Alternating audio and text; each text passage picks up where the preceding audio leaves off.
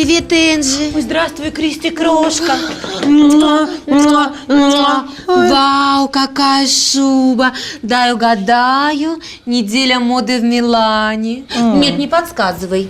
Неделя моды в Париже. Нет, это неделя без отопления у меня дома. Да, я чувствую, что это прохладно. А почему ты не включишь камин? Вау, Кристи, какая ты умная. Господи, как бы я без тебя жила. Кристи, милая, ты не знаешь, где у него кнопка? Может быть, внутри? Кристи, ты знаешь, я думаю, если бы она была внутри, она бы сгорела.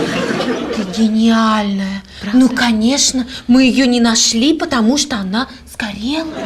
Ты знаешь, мне кажется, должен быть пульт. Да. Зина, где пульт от камина? Не кричи, ее нет. У нее сегодня этот, как его, который бывает один раз в год. День рождения. Нет, выходной.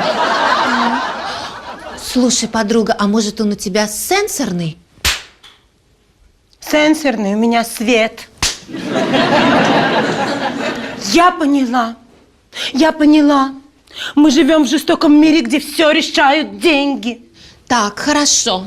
Давай ему заплатим, и он будет работать. Так, а где у него отверстие для купюр? Вот же оно. Ага. Вставляю.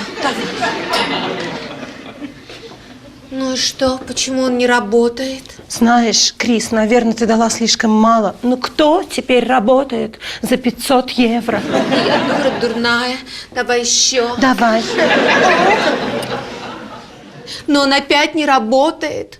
Ты знаешь, теперь, мне кажется, ты положила слишком много. Когда у кого-то много денег, тот никогда не работает.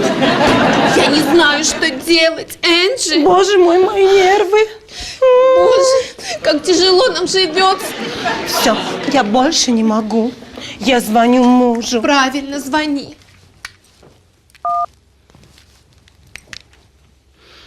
Алло, Серж. Ну и что ты на совете директоров? Мне нужен твой совет. Скажи мне, пожалуйста, как включать камин? Поняла. А как включать мозги?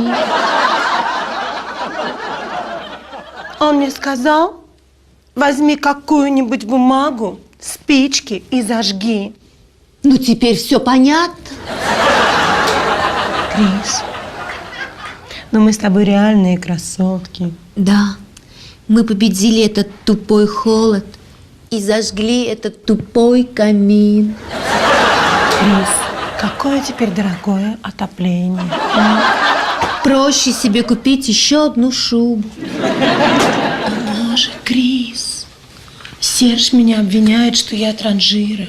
Но покупка шубы по сравнению с этим реальная экономия.